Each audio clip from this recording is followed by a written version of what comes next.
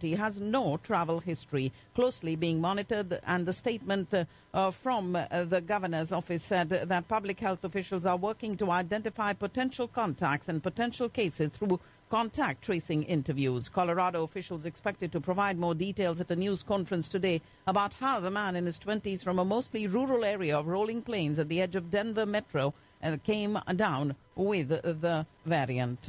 The discovery of this new variant has led the CDC to issue new rules on Christmas Day for travelers arriving to the U.S. from the U.K., but requiring to show proof of a negative COVID-19 test. Dozens of countries had barred flights from the UK, and southern England was placed under strict lockdown measures. Scientists say there is reason for concern, but the new strains should not cause alarm. The UK variant has also been found in Canada, Italy, India, and the United Arab Emirates, and South Africa has also discovered a highly contagious variant that is driving the country's latest spike of confirmed cases, hospitalizations, and deaths.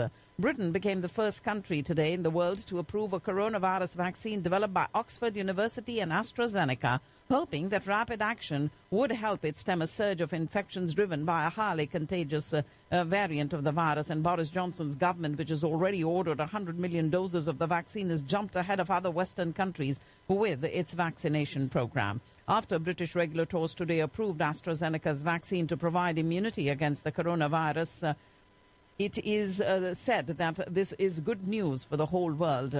And the health minister highlighted the advantages of AstraZeneca's vaccine developed at Oxford University over other vaccines in terms of cost and storage feasibility.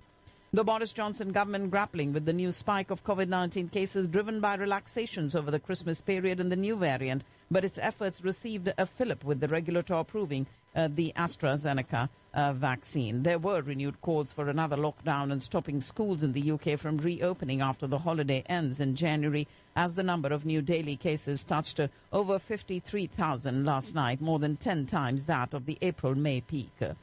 And January's coronavirus numbers could be worse than December here in the United States because travel surged for the holidays, said Dr. Anthony Fauci. He wishes so many hadn't traveled, but those who did can still decide to limit potential spread by restricting who they congregate with. Sunday was the busiest day of the pandemic at U.S. airports when the Transportation Security Administration screened more than 1.28 million people.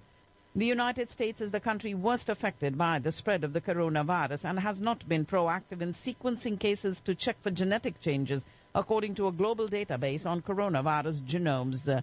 The GISAID initiative said that the United States ranks abysmally low at 43rd spot. The report released last week said that of the more than 18 million cases, only 51,000 have been genetically analyzed for variants.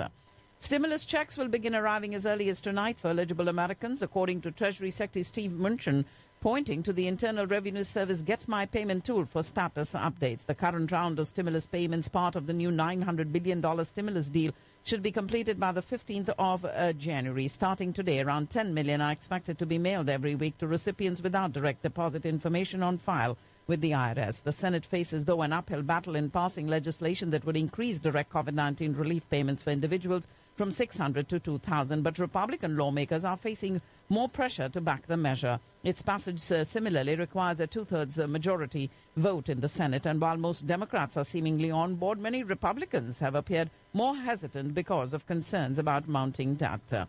The U.S. Senate due today to hold a procedural vote that could pave the way for Congress to override President Trump's veto of a key defense bill as tension between the outgoing Republican president and party leaders grows.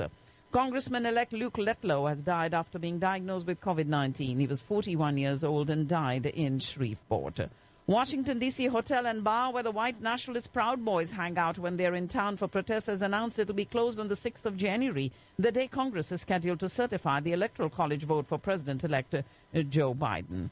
And more than a year before he detonated a bomb in downtown Nashville on Christmas Day this year, officers visited Anthony Warner's home after his girlfriend told police that he was building bombs in an RV trailer at his residence. Dozens of Cubans protested at the U.S. border in the northern Mexican city of Juarez last night, demanding they be allowed to cross and claim asylum in the United States.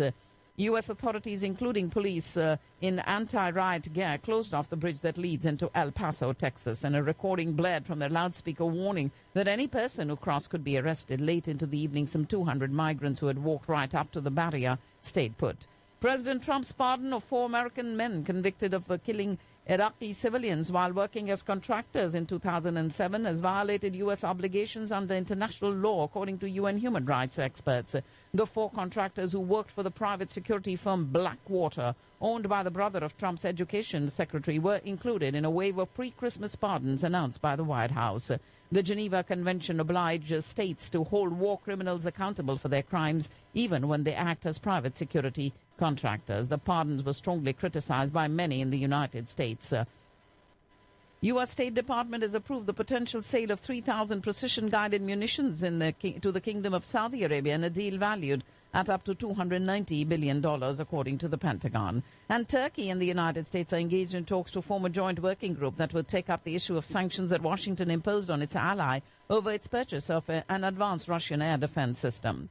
Jonathan Pollard, who spent 30 years in U.S. prison for spying for Israel, has arrived in Israel early this morning with his wife, triumphantly kissing the ground as he disembarked from the aircraft in the culmination of a decades-long affair that had long strained relations between the two close allies. He arrived on a private plane provided by American casino magnate Sheldon Adelson, a billionaire supporter of both Netanyahu and President Trump.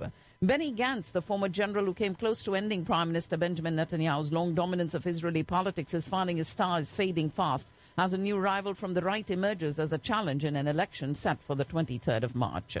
A large explosion struck the airport in the southern Yemeni city of Aden as a plane carrying the newly formed cabinet landed there. The source was not known, but there were reports of no casualties among the government delegation, but officials at the scene said they have seen bodies lying on the tarmac and elsewhere at the airport. Israeli jets fired missiles on targets near Damascus early this morning, killing a Syrian soldier and wounding 3. And Russian military said that 3 of its troops were wounded in this attack by militants in northwestern Syria.